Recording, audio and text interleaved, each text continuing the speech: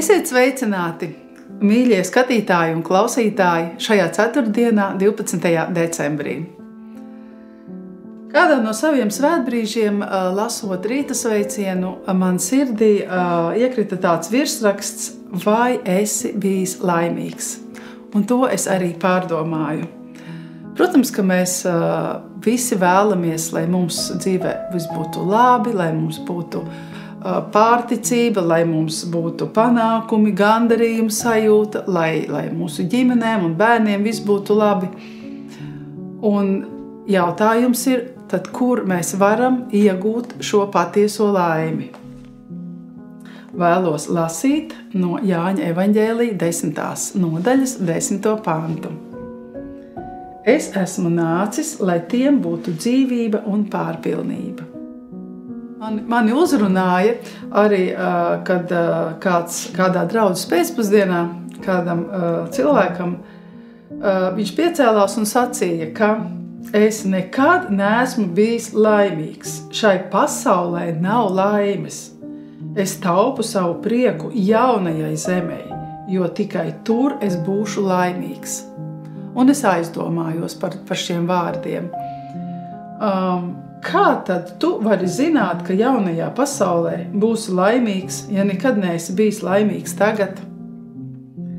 Apostols Pāvils arī raksta, ka ir pratis dzīvot gan trūkumā, gan pārpilnībā. Tas nozīmē, ka ir jāzina abas šīs dzīves puses. Vai nabagi var būt laimīgi? Jā. Lūkas evaņģēlija 6. nodaļa 20. pants saka: svētīgi jeb laimīgi jūs nabagie, jo jums pieder Dieva valstība. Un kādiem var veikties dzīvē vairāk? Tas var izraisīt skaudību. Tomēr arī skan padoms. Psalms 37. 7. pants. Esi klustā kunga priekšā un gaidi uz viņu.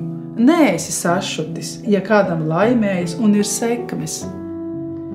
Un to es arī vēlos uzsvērt, ka laimīgs ir tas, kas ir ar Dievu, ko arī ziņo 146. psalms 5. pants.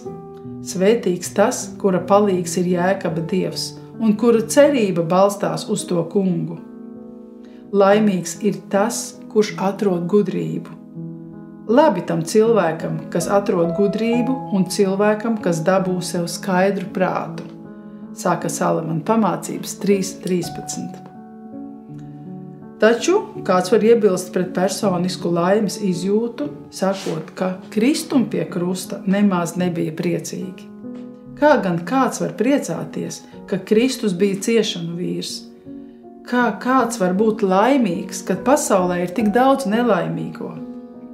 Jā, Kristus ir sāpju vīrs, taču tas nenozīmē, ka mums viņš liektu prieku. Pasaulē ir daudz nelaimīgu cilvēku, taču tam nevajadzētu laupīt mums personiskas laimes izjūtu. Vēl jau vairāk mēs esam aicināti labajā vēstī dalīties ar citiem un darīt viņus laimīgus. Daudzi misionāri un arī turisti ir ievērojuši, ka nabadzīgajās zemēs trūcīgie nemaz nav nelaimīgi. Tie prot smaidīt, viņi jūtas brīvi. Cilvēks var būt basām kājām un dzīvot būdā zem palmas, bet justies laimīgs. Viņi tiešām ir bagāti ticībā. Arī mums nevajag apskaust laimīgos, taču vienkārši esi laimīgs pats. Neskaiti neveiksmes un grūtības.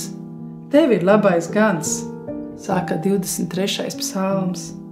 Kristus bija nācis, lai mums būtu dzīvība un pārpilnība.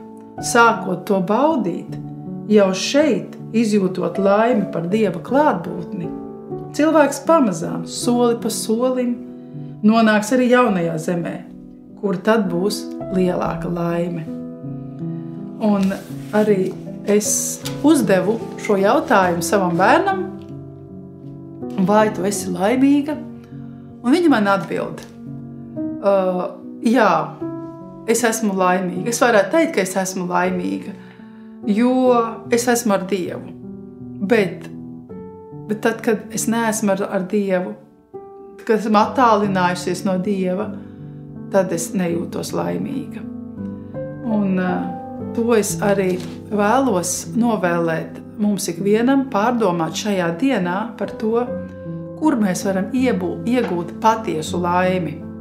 Jo pasaule mums arī sniedz kādu laimi, kādus priekus, bet, diemžēl, tie ir tādi īslaicīgi. Savukārt, Dieva vārds, kas ir patiesais laimes avots, tas sniedz laimi, kas ir mūžīga, kas ir ilgstoša. Un vēlos arī jūs katru iedrošināt arī vēl ar šādiem Bībeles pantu.